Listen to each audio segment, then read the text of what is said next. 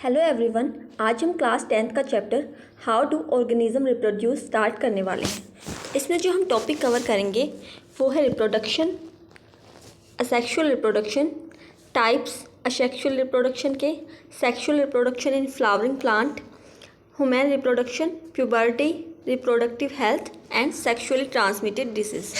तो चलिए हम स्टार्ट करते हैं। सबसे पहले रिप्रोडक्शन क्या होता है। रिप्रोडक्शन क्या है? एक बायोलॉजिकल प्रोसेस है जिससे क्या करते हैं ऑर्गेनिज्म रिप्रोड्यूस करते हैं और नए ऑर्गेनिज्म को प्रोड्यूस करते हैं। उसी को हम क्या बोलते हैं? रिप्रोडक्शन बोलते हैं। जो रिप्रोडक्शन करते हैं ऑर्गेनिज्म, इसकी एडवांटेज क्या है? ये ऑर्गेनिज्म रिप्रोड्यूस क्यों करते हैं? इसके एडवांटेज क्या है? कोई भी पार्टिकुलर स्पीसीज़ की कंटिन्यूटी को मेंटेन करने के लिए इसीलिए जो ऑर्गेनिज्म है वो रिप्रोडक्शन करते हैं। दूसरा रीज़न है it create genetic variation which lead to stability of a species. ये क्या करते हैं?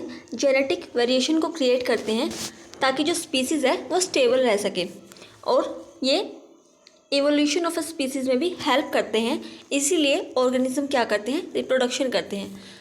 इमेजिन करिए अगर ऑर्गेनिज्म रिप्रोडक्शन करना बंद कर दे तो क्या होगा? पूरी की पूरी अर्थ पर कोई भी जीवन नहीं बचेगा, सब कुछ ख़त्म हो जाएगा। इसलिए रिप्रोडक्शन ज़रूरी है कंटिन्यूटी के लिए और इवोल्यूशन के लिए भी। सब कुछ की टर्म्स हैं जो हमें पढ़नी है इस चैप्टर में। सबसे पहले है डीएनए। डीएनए क्या होता है? ये क्या करता है? जैसे पेरेंट्स से ऑफस्प्रिंग में क्या होते हैं? कैरेक्टर ट्रांसफ़र होते हैं। उनको कैरी करने का काम कौन करते हैं? डीएनए करते हैं। डीएनए क्या करता है? किसी भी हेरिडिटी मटेरियल को कैरी करने की रिस्पॉन्सिबिलिटी किसकी होती है? डीएनए की होती है। नेक्स्ट है क्रोमेटिन। क्रोमेटिन क्या है? एक जेनेटिक मटेरियल या फिर एक मैक्रोमोलिक्यूल है जो किससे मिलके बना होता है? डीएनए, आरएनए और कुछ प्रोटीन से मिलके बना होता है। नेक्स्ट है क्रोमोसोम। क्रोमोसोम क्या होता है? डीएनए मॉलिक्यूल का एक ऐसा पार्ट होता है जो क्या करता है? ऑर्गेनिज्म के जो सारे जेनेटिक मटेरियल है उनको कैरी करता है। नेक्स्ट है जीन्स। जीन्स क्या होता है? हेरिडिटी की फंडामेंटल यूनिट को ही हम क्या बोलते हैं? जीन्स बोलते हैं। डीएनए क्या करता है?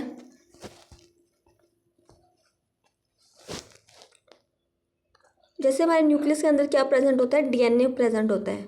ये डीएनए क्या करता है? अपनी रेप्लिकेट करता है, अपनी कॉपी बनाता है। लेकिन जब ये रेप्लिकेट करता है तो या फिर अपनी कॉपी बनाता है तो क्या हो जाता है? ये अच्छे से रेप्लिकेट नहीं कर पाता, बिल्कुल एग्जैक्ट कॉपी नहीं बना पाता है, जिसकी वजह से क्या आ जाता है? एरर आ जाता है और हमें वेरिएशन देखने को मिलती है। जैसे आप पेरेंट्स से आप थोड़े बहुत मिलते जुलते हो गए अपने पेरेंट्स से, लेकिन बिल्कुल एग्जैक्ट आप उनके जैसे नहीं दिखते हो, तो वो किस कारण से होता है? वेरिएशन के कारण से होता है। और वेरिएशन क्यों होता है? जब डीएनए अपनी कॉपी बनाता है तो वो एग्जैक्ट कॉपी नहीं बना पाता है अपनी, जिसकी वजह से क्या देखने को मिलती है? हमें वेरिएशन देखने को मिलती है। ऑर्गेनिज्म में कुछ ऑर्गेनिज्म में जो ये वेरिएशन होती है वो यूज़फुल होती हैं, लेकिन कुछ ऑर्गेनिज्म में नॉन यूज़फुल होती है। जैसे हम एग्जांपल लेते हैं, जो मोथ होता है हमारा, वो क्या था पहले? उसमें जो उसका कलर था वो बिल्कुल जैसे ट्री का कलर होता है, ब्राउन ब्राउन, वैसा था उसका कलर। तो जब वो ट्री पर जाके बैठता था वो दिखाई नहीं देता था ट्री पे, जिसकी वजह से जो दूसरे इंसेक्ट थे उसको खा नहीं पाते थे। लेकिन वेरिएशन के कारण जो उसका कलर है वो चेंज हो गया। जैसे आप डायग्राम में देख सकते हैं, पहले जो मोथ था उसका कलर ब्राउनिश कलर का था, लेकिन वेरिएशन के कारण उसका कलर वाइट कलर का हो गया। और वाइट कलर हो जाने के कारण वो अगर ट्री पे बैठता था तो आसानी से दूसरे इंसेक्ट को दिख जाता था और इंसेक्ट उसको आसानी से खा जा रहे थे। ये वेरिएशन जो मोथ के लिए थी वो क्या थी? नॉन यूज़फुल थी।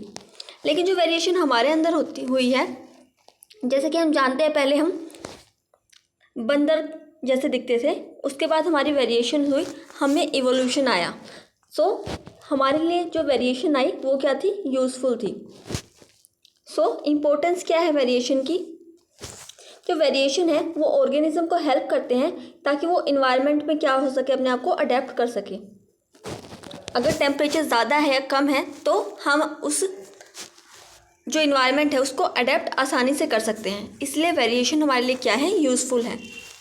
और जो वेरिएशन है वो स्पीसीज को स्टेबिलिटी भी प्रोवाइड करती है और उनके इवोल्यूशन में भी हेल्प करती हैं। इसीलिए जो वेरिएशन है वो ह्यूमन बीइंग के लिए क्या है, यूज़फुल है।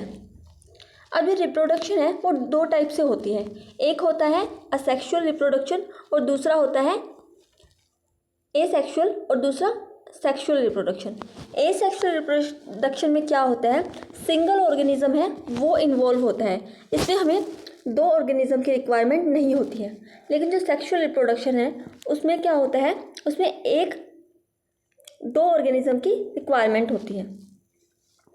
जो असेक्सुअल रिप्रोडक्शन है उसमें गैमेट की प्रोडक्शन नहीं होती है। गैमेट क्या होते हैं, सेक्स सेल्स को हम क्या बोलते हैं, गैमेट्स बोलते हैं। लेकिन जो सेक्सुअल रिप्रोडक्शन है उसमें हमें मेल और फीमेल गैमेट की रिक्वायरमेंट होती है। जो असेक्सुअल रिप्रोडक्शन है उसमें फ्यूज़न नहीं होता है गैमेट्स का, क्योंकि इसमें तो गैमेट्स प्रेजेंट ही नहीं होती है, तो गैमेट्स का फ्यूज़न भी नहीं होता है। लेकिन जो सेक्सुअल रिप्रोडक्शन है उसमें क्या होता है, fusion of male and female gamete होता है। इसके आप 3 या 4 पॉइंट्स याद रख सकते हैं। इसके एग्जाम्पल कौन कौन से हैं, असेक्सुअल रिप्रोडक्शन कौन कौन शो करते हैं, या इसके टाइप कौन कौन से हैं। तो असेक्सुअल रिप्रोडक्शन बडिंग से, फ्रेगमेंटेशन से या स्पोरुलेशन की प्रोसेस से हम कर सकते हैं। लेकिन जो सेक्सुअल रिप्रोडक्शन है वो पोलिनेशन या फर्टिलाइजेशन की हेल्प से होती है। सो आप ये याद रख सकते हैं। इनके एग्जाम्पल में आप याद रख सकते हैं असेक्सुअल रिप्रोडक्शन में जैसे आप अमीबा, पैरामीशियम, यूग्लिना, ये सब आप याद रख सकते हैं। और सेक्सुअल रिप्रोडक्शन में आप ह्यूमन बीइंग का एग्जाम्पल दे सकते हैं। सो अब हम पढ़ेंगे types of asexual reproduction. So asexual reproduction के बहुत सारे टाइप होते हैं, सो हम वो डिस्कस करेंगे। सबसे पहला जो टाइप है वो है फीजन। फीजन क्या होता है, फीजन का मतलब होता है हिंदी में टूटना, और फ्यूज़न का मतलब होता है जुड़ना। तो फीजन में क्या होता है, ये किस में होता है fission, asexual reproduction unicellular organism के अंदर होता है। और यूनिसेलुलर ऑर्गेनिज्म कौन से होते हैं, वो ऑर्गेनिज्म जिनके अंदर सिर्फ एक सेल प्रेजेंट होता है उन्हें हम क्या बोलते हैं, यूनिसेलुलर ऑर्गेनिज्म। इसके एग्जाम्पल हैं जैसे amoeba, paramecium, euglena, plasmodium etcetera. So ये कौन सा मोड ऑफ रिप्रोडक्शन शो करते हैं, असेक्सुअल रिप्रोडक्शन शो करते हैं। इसमें क्या होता है, जो पेरेंट बॉडी होती है वो क्या करती है, जब रिप्रोडक्शन करती है तो दो पार्ट में डिवाइड हो जाती है, और जो वो दो पार्ट होते हैं वो बिल्कुल इक्वल होते हैं। सो फिजन में यही होता है, फिजन का मतलब टूटना होता है। तो जो पेरेंट बॉडी है वो टूट जाती है तो डॉटर न्यूक्लियाई में या फिर डॉटर सेल्स में, और जो डॉटर सेल्स होती हैं वो बिल्कुल इक्वल होती हैं।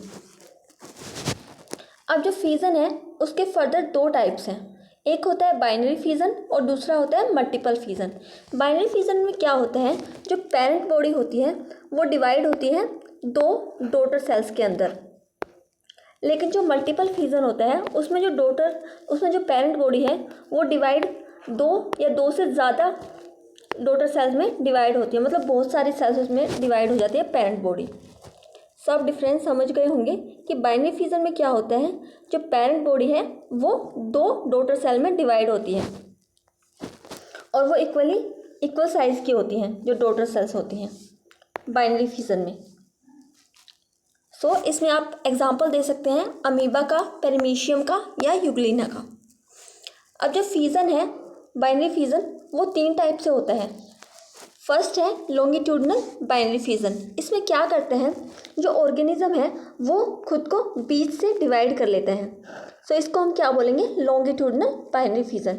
ये जो एग्जांपल शो कर रखा है लॉन्गिट्यूडनल बाइनरी फीजन का, ये यूग्लिना का एग्जांपल है, यूग्लिना। सो आप इसको याद रख सकते हैं। दूसरा टाइप होता है ट्रांसवर्स बाइनरी फीजन। इसमें क्या होता है, जो ऑर्गेनिज्म है खुद को ट्रांसवर्सली डिवाइड कर लेता है, मतलब बीच से डिवाइड कर लेगा खुद को और दो ऑर्गेनिज्म बना देगा। सो इसको हम क्या बोलते हैं, ट्रांसवर्स बाइनरी फीजन। ये किसका एग्जांपल है, पैरामीशियम का एग्जांपल है, पैरामीशियम। नेक्स्ट जो एग्जांपल है या नेक्स्ट जो टाइप है उसको हम बोलेंगे इर्रेगुलर बाइनरी फीजन। इसमें हम किसका एग्जांपल लेते हैं, अमीबा का एग्जांपल लेते हैं हम इसमें क्या होता है, जो अमीबा होता है वो कहीं से भी खुद को डिवाइड कर लेता है। ऐसा नहीं कि वो लॉन्गिट्यूडनल डिवाइड करेगा खुद को या ट्रांसवर्सली डिवाइड करेगा, वो कहीं से भी खुद को डिवाइड कर लेता है और दो पार्ट्स में दो डॉटर सेल्स को बना देता है। अब जो दूसरा टाइप है फिजन का, बाइनरी फिजन हमने पढ़ लिया। अब नेक्स्ट है मल्टीपल फिजन। इसमें क्या होता है, जो पेरेंट सेल है वो खुद को बहुत मल्टीपल डॉटर सेल्स में डिवाइड कर लेता है। सो मल्टीपल फिजन में क्या होता है, जो पेरेंट सेल है वो खुद को क्या कर लेती है, बहुत सारे सेल्स में डिवाइड कर लेती है।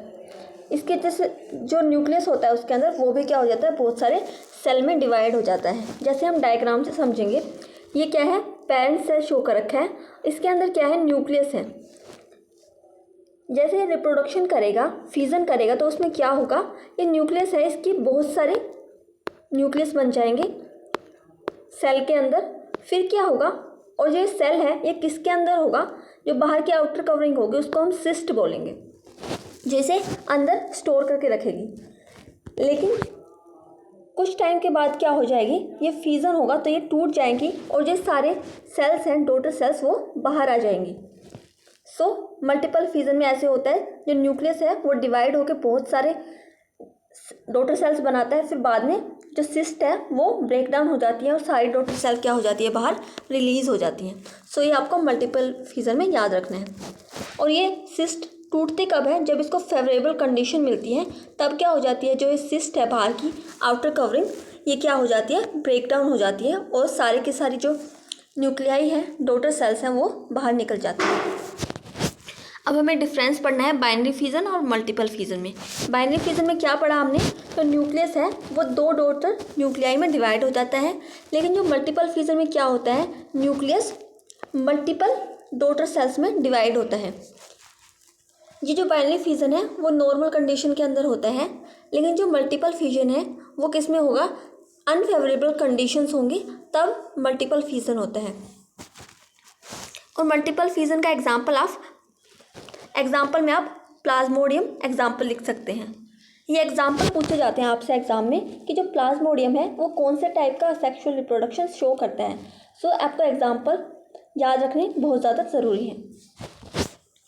सो इसका एग्जाम्पल दे सकते हैं, बाइनरी फिजन का अमीबा, यूग्लिना, पैरामीशियम कोई भी दे सकते हैं। और जो मल्टीपल फिजन है उसमें आपका एग्जाम्पल लिखना है प्लाज्मोडियम का। आप कोई भी 3 पॉइंट याद रख सकते हैं क्योंकि जनरली 3 मार्क्स में ही पूछा जाता है।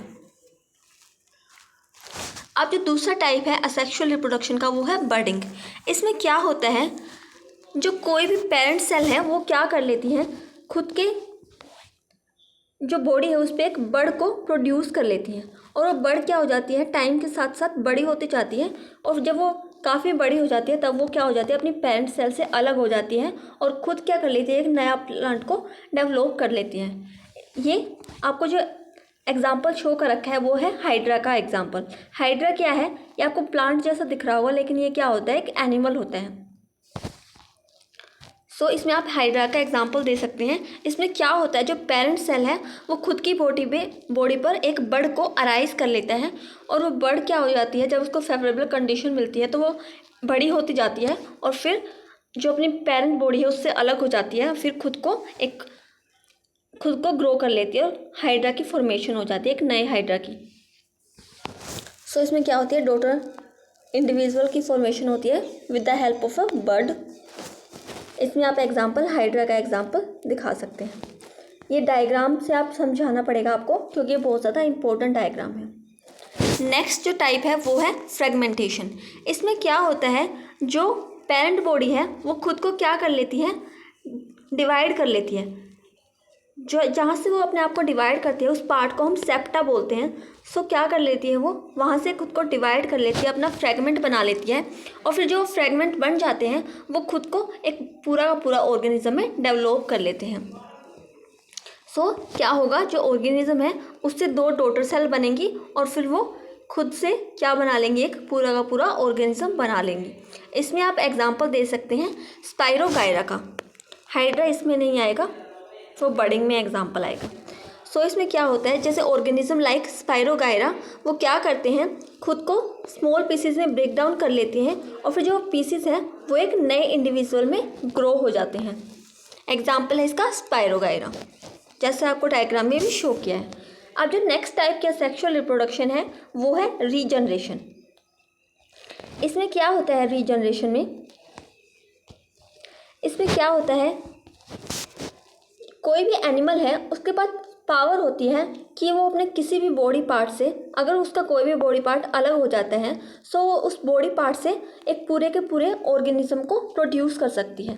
जैसे आपने लिजार्ड को देखा होगा, लिजार्ड क्या करती है, अपने पूंछ को छोड़कर चली जाती है, सो उसकी जो आगे वाली बॉडी है दोबारा से एक पूंछ को डेवलप कर लेती है। लेकिन लिजार्ड ऐसा नहीं कर सकती कि जो उसने वो पूंछ को छोड़ के चली जाती है उससे कोई नया ऑर्गेनिज्म डेवलप हो जाए। लेकिन जो रीजनरेशन प्रोसेस है उसमें क्या करते हैं, कुछ ऐसे ऑर्गेनिज्म होते हैं वो क्या करते हैं, अपने जो लॉस्ट बॉडी पार्ट है उसकी ग्रोथ करके एक पूरा का पूरा ऑर्गेनिज्म बना लेती हैं। इसका एग्जांपल में आप स्टार फिश या फिर स्पाइडर को एग्जांपल शो कर सकते हैं। हाइड्रा और प्लेनेरिया भी इसी के एग्जांपल हैं। सो इसमें क्या होता है, जो ऑर्गेनिज्म है वो अपना जो कोई भी स्मॉल फ्रेगमेंट है या फिर पीस है उससे क्या कर लेती है, एक पूरा का पूरा इंडिविजुअल को ग्रो कर लेती है।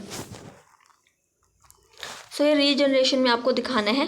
प्लेनेरिया में जैसे एग्जांपल दिखा रखा है, इसमें ये ऑर्गेनिज्म था, इसने क्या किया, खुद को 3 पार्ट्स के अंदर डिवाइड कर लिया और फिर तीनों पार्ट क्या हो गए, एक इंडिविजुअल में ग्रो हो जाते हैं। पूरे के पूरा तीनों अलग अलग प्लेनेरिया की फॉर्मेशन हो जाती है एक प्लेनेरिया से।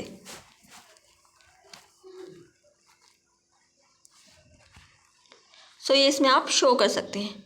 नेक्स्ट टाइप है स्पोर फॉर्मेशन। असेक्सुअल रिप्रोडक्शन का नेक्स्ट टाइप है स्पोर फॉर्मेशन। इसमें क्या होता है,